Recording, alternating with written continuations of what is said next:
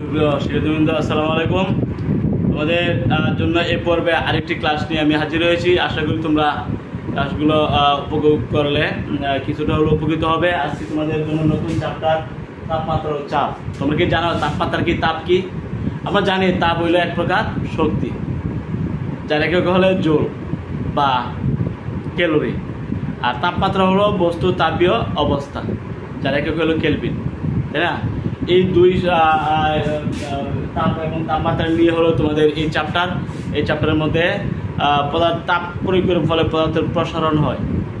হ্যাঁ, প্রাথমিক তাপমাত্রা বস্তুর যে একটা দৈর্ঘ্য থাকে, দেখা গেছে যে তার দৈর্ঘ্যটা তাপমাত্রা প্রয়োগ করার ফলে দৈর্ঘ্যটা প্রসারণ হয়। প্রসারণের উপরে বিবেচনা করে দৈর্ঘ্য প্রসারণ সহ কিন্তু আমরা নির্ণয় করতে পারবো। তাছাড়া ক্ষেত্রফল আমরা লক্ষ্য করবো যে ক্ষেত্রফল, প্রাথমিক তাপমাত্রার যে ক্ষেত্রফল, তাপমাত্রা বৃদ্ধির ফলে ক্ষেত্রফল কিন্তু বৃদ্ধি পায়। তাহলে এই ক্ষেত্রফল বৃদ্ধি থেকে, প্রসারণ থেকে আমরা ক্ষেত্র প্রসারণ সহগ নির্ণয় করতে পারব। আবার আয়তন ও সেল, আদি তাপমাত্রায় যে আয়তন থাকে, তাপমাত্রা বৃদ্ধির ফলে কিন্তু তার আয়তনটা পরিবর্তন হয়। সেই পরিবর্তনের অংশ হিসাবে আমরা পাবো আয়তন প্রসারণ সহগ।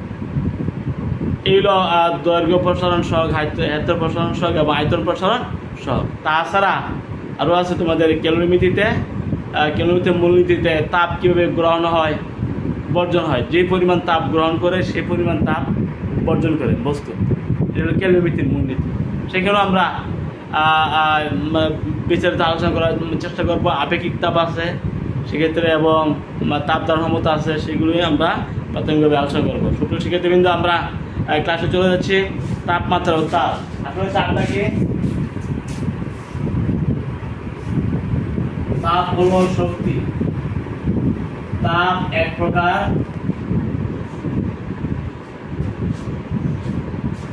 শক্তি, তাই না? একক জুল অথবা ক্যালোরি। ক্যালোরি হতে পারে, জুল হতে পারে। তাপের ক্যালোরি, তাপের একক জুল। আর তাপমাত্রা কি? আসলে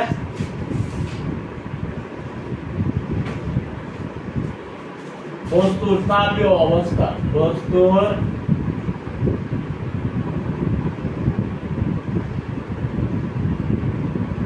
অবস্থা একক কি? তাপমাত্রা একক হইল কেলভিন।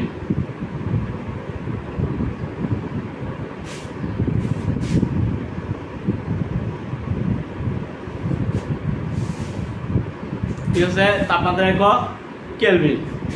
সেলসিয়াস।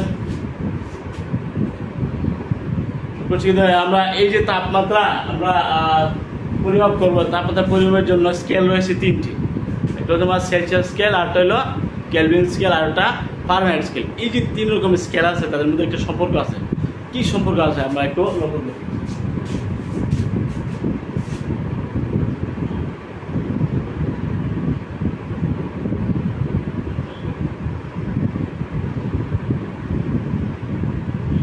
তাপমাত্রা পরিমাপের স্কেল।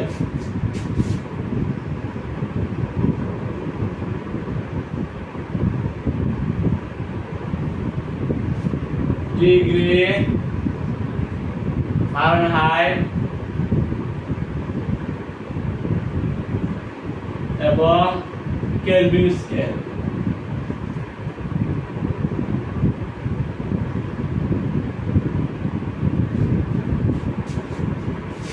আমরা জানি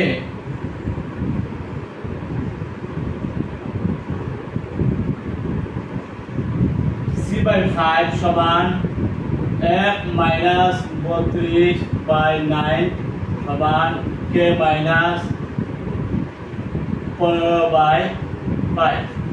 এই যে সম্পর্কটা, এটা আমরা জানি। এই সম্পর্ক থেকে আমরা কেলভিন স্কেল থেকে, সেলসিয়াস স্কেলে, কেলভিন স্কেল থেকে ফারেনহাইট স্কেলে, ফারেনহাইট থেকে কেলভিন স্কেলে, আমাদের যে কোনো স্কেলে আমরা এই স্কেলের যাইতে পারি। এখন এটা কিভাবে হইলো আমরা একটু জানার প্রয়োজন। C/5 সেন্টিগ্রেড স্কেল হলো তোমার C, ফারেনহাইট স্কেল হলো তোমার F, কেলভিন স্কেল হলো তোমার K। জানা যায় এটা কিভাবে হইলো আমরা একটু জানার প্রয়োজন।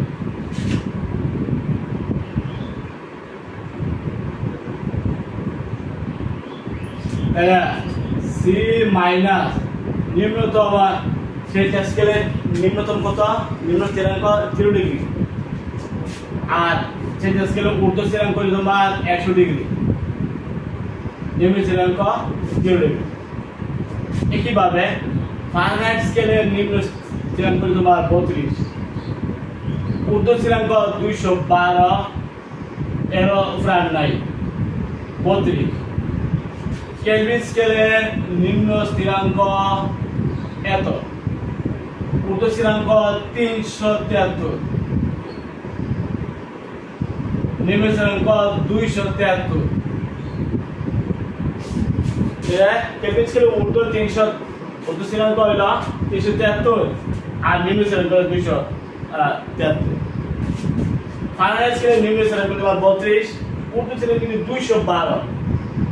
তাহলে ঊর্ধ্ব স্থিরাঙ্ক মাইনাস নিম্ন স্থিরাঙ্ক, ঊর্ধ্ব স্থিরাঙ্ক থেকে নিম্ন স্থিরাঙ্কের পার্থক্য, ঊর্ধ্ব স্থিরাঙ্ক থেকে নিম্ন স্থিরাঙ্ক, এটা সেলসিয়াস স্কেলের, এটা ফারেনহাইট স্কেলের, এটা কেলভিন স্কেলের। আমরা এগুলো নির্ণয় করলাম। এখন আমরা কি পাই? সি বাই 100 f মাইনাস 32 কেন পাইছি 180, কে মাইনাস কেন পাইছি তোমরা 100। তোমরা যদি 20 দ্বারা ভাগ করো 5 20 100, তাই না? 20 দ্বারা ভাগ করো 9, 20 দ্বারা ভাগ করো 5। তোমরা কত পাইছো? c বাই 5 f মাইনাস 32 কে মাইনাস, এইভাবে সম্পর্ক পাই গেছে। এবারে কি c বাই 5 লিখছি, c by 5 f minus 32 by 9, f minus 32 by 9 কে মাইনাস 273 15 বাই 5। এভাবে কিন্তু এটা আসলে কিন্তু আমরা এটা আগে জানতাম, কারণ আমরা প্রমাণ করেছি আসলে এইরকম হয়। ঠিক আছে, নিম্ন স্থিরাঙ্ক ঊর্ধ্ব স্থিরাঙ্ক জানতে হবে। সেলসিয়াস স্কেলের নিম্ন স্থিরাঙ্ক হলো 0, ঊর্ধ্ব স্থিরাঙ্ক হলো তোমার 100, ফারেনহাইট স্কেলের নিম্ন স্থিরাঙ্ক হলো তোমার 32, ঊর্ধ্ব স্থিরাঙ্ক 212, কেলভিন স্কেলের নিম্ন স্থিরাঙ্ক 273, ঊর্ধ্ব স্থিরাঙ্ক 373। এগুলো আমরা হিসাব করলাম, করে পাইছি এত। আর এইটাই হলো আমাদের সেলসিয়াস ফারেনহাইট কেলভিন স্কেলের সম্পর্ক।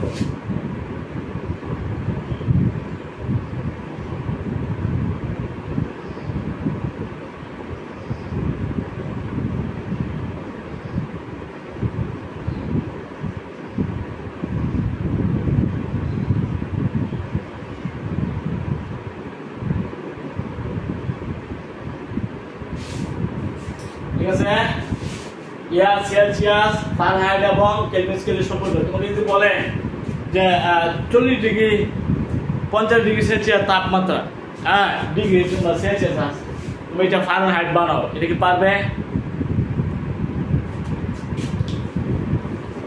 তুমি কি বলতে পারবে যে কত তাপমাত্রা সেলসিয়াস এবং ফারেনহাইট সমান হয়ে যাবে? বলতে হবে কত তাপমাত্রায় সেলসিয়াস এবং ফারেনহাইট সমান হবে।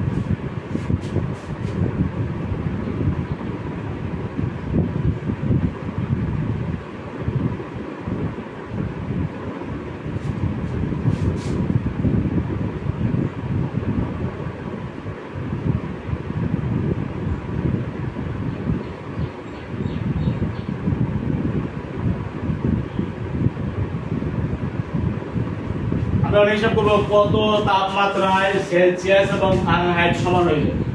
আমরা জানি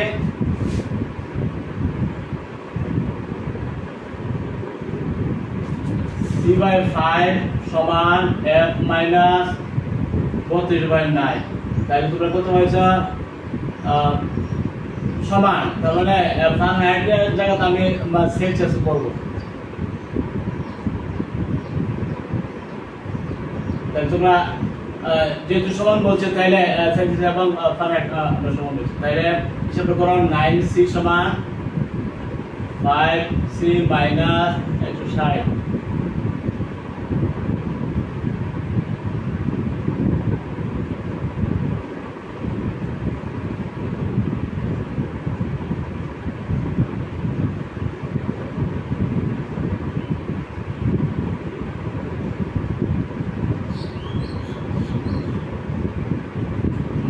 -40°C তাপমাত্রায় সেলসিয়াস এবং ফারেনহাইট সমান হয়ে যাবে আমরা পাইলাম। সুতরাং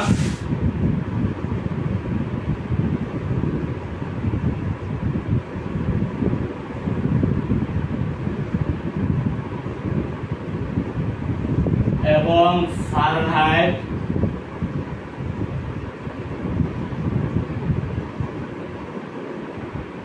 সমান হবে। ঠিক আছে, আমরা একটা হিসাব করলাম যে কত ডিগ্রি যে কোনো তাপমাত্রায় মনে করো ডিগ্রি সেলসিয়াসে আছে, তুমি এটাকে ফারেনহাইট বানাইতে পারবা। যে কোনো তাপমাত্রা মনে করো ফারেনহাইট আছে, এটা মানটা বসাই দিলে তুমি সেলসিয়াসে নিতে পারবা। ঠিক আছে, মনে করো আমাদের তাপমাত্রা 98.4 ডিগ্রি ফারেনহাইট, তুমি এটা কি সেলসিয়াসে নিতে পারবা?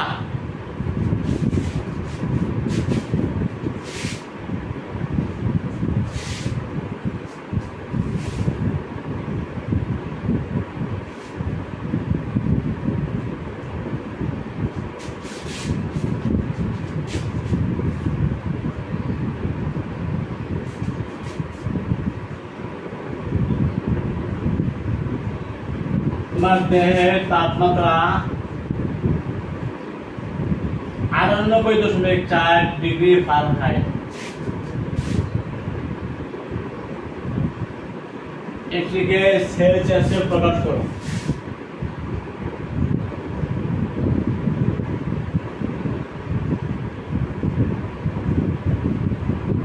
তাহলে আমরা সেলসিয়াসে নিতে চাই, আমরা জানি C/5 সমান F মাইনাস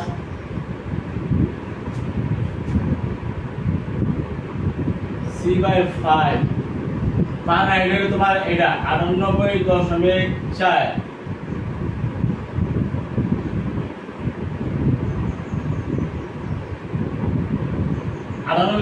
থেকে 32 বাদ দাও।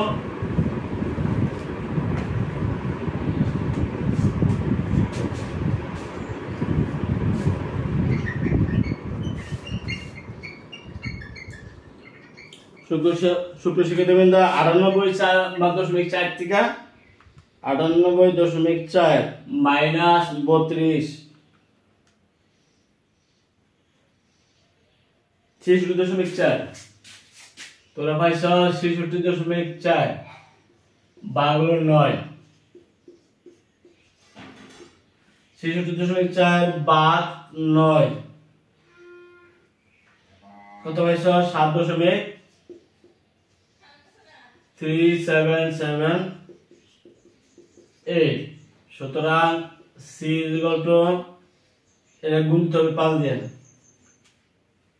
তার তোমরা পাই গেছো 36.88889 ডিগ্রি। তাহলে আমরা যদি ফারেনহাইট স্কেলে আমাদের শরীরের যে তাপমাত্রা 98.4 ডিগ্রি ফারেনহাইট ছিল, এটা যদি আমরা সেলসিয়াসে প্রকাশ করি তাহলে আমরা পাই গেছি 36 প্রায় 37 ডিগ্রি, তাই না?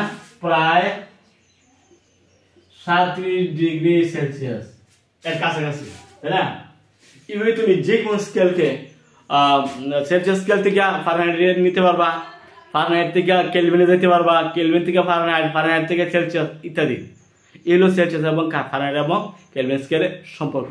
এই সম্পর্কে তোমরা এই বাইকগুলো করবো আশা করি। ঠিক আছে, সুপ্রিয় শিক্ষার্থীবৃন্দ, এখন আমরা আলোচনা করব এই যে পদার্থের প্রসারণ হয়, পদার্থের দৈর্ঘ্য প্রসারণ, ক্ষেত্র প্রসারণ, আয়তন প্রসারণ, সেগুলো নিয়ে আমরা আলোচনা করার চেষ্টা করেছি।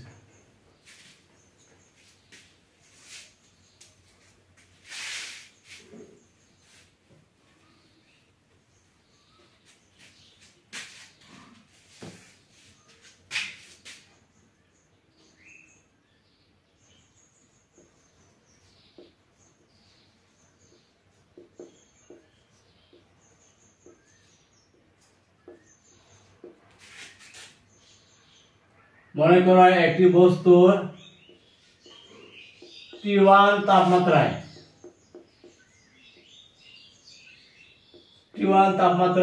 দৈর্ঘ্য L1,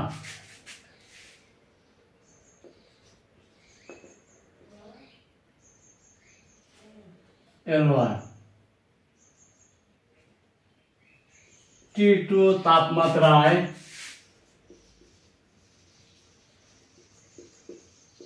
এর দৈর্ঘ্য হবে L2।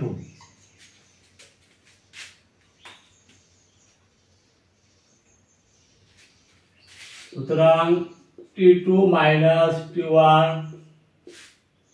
তাপমাত্রা বৃদ্ধিতে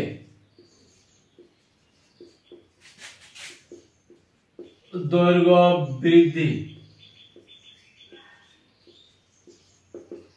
L2 minus L1।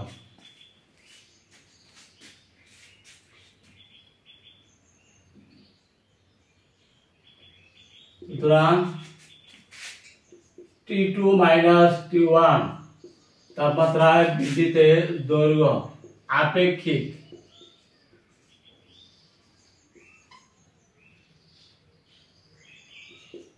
L2 minus L1 by L1। কত অংশ দৈর্ঘ্য হইলে এটা হলো তোমার আপেক্ষিক, এত অংশ, তাই না? তাহলে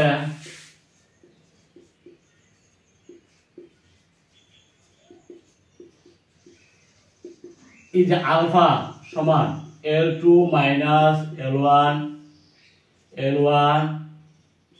T2 মাইনাস T1, এইগুলো তোমার আলফা। আলফা সমান দৈর্ঘ্য প্রসারণ সহগ, দৈর্ঘ্য প্রসারণ সহগ হলো তোমার আলফা। ঠিক আছে, সব L2 মাইনাস L1 সমান দৈর্ঘ্য বৃদ্ধি, দৈর্ঘ্য বৃদ্ধি L2 minus L1 by L1, দৈর্ঘ্য বৃদ্ধির অংশ, বৃদ্ধির অংশ। ঠিক আছে, তাইলে আলফা সমান হয়ে যাবে L2 minus L1 by L1। কত অংশ বাড়লো, এটা হলো তোমার দৈর্ঘ্য বৃদ্ধির কতটুকু বাড়লো L2 minus L1 by L1। তাপমাত্রা কত বৃদ্ধির জন্য T2 মাইনাস T1 এর জন্য। ঠিক আছে, প্রতি ডিগ্রি তাপমাত্রা বৃদ্ধির জন্য বা প্রতি কেলভিন তাপমাত্রা বৃদ্ধির জন্য দৈর্ঘ্য কত অংশ বাড়লো, সেটাই হলো তোমার দৈর্ঘ্য প্রসারণ সহগ। সুতরাং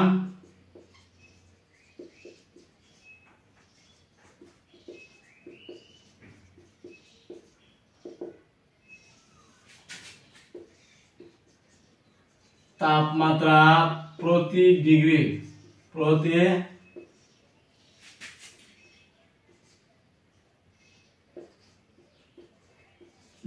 অথবা প্রতি কেলভিন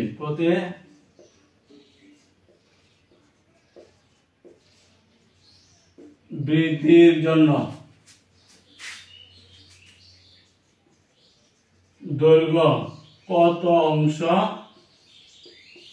বাড়ে তাকে ওই বস্তুর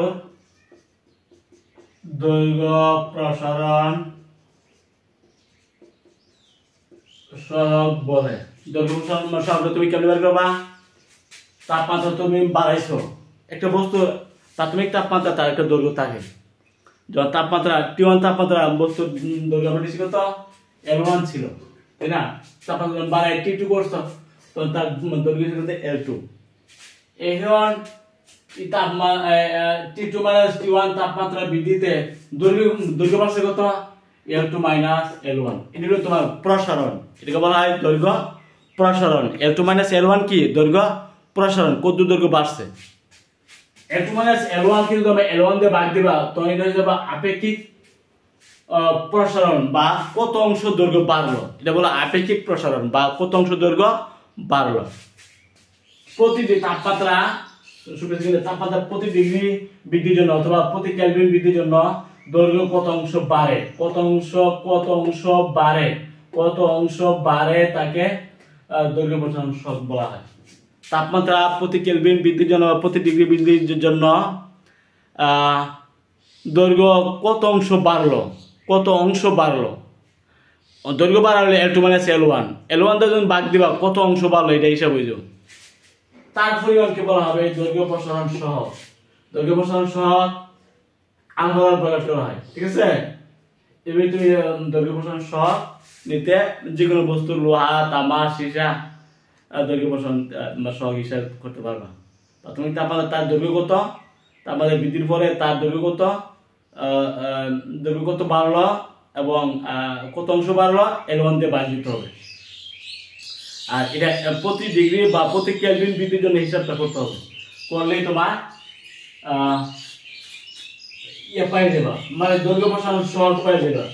দৈর্ঘ্য প্রসারণের এটা আর দৈর্ঘ্য দিয়ে ভাগ দিবা, আদি দৈর্ঘ্য দিয়ে ভাগ দিবা কত অংশ এটা পাইলা, এবং T2 মাইনাস T1 এগুলো অবশ্যই কেলভিন নিতে হবে। তখন মানগুলো তুমি বসাইলা, তখন আলফা বা দৈর্ঘ্য প্রসারণ সহগ পাই যাবা, ঠিক আছে? এভাবে তুমি দৈর্ঘ্য প্রসারণ সহগ নিতে পারবা। সুপ্রিয় শিক্ষার্থীবৃন্দ, আজকে আলোচনা মানে এই পর্যন্তই। আগামী ক্লাসের জন্য আমন্ত্রণ জানিয়ে আমি এখানে সমাপ্ত করছি। ভালো থাকো, আলহামদুলিল্লাহ।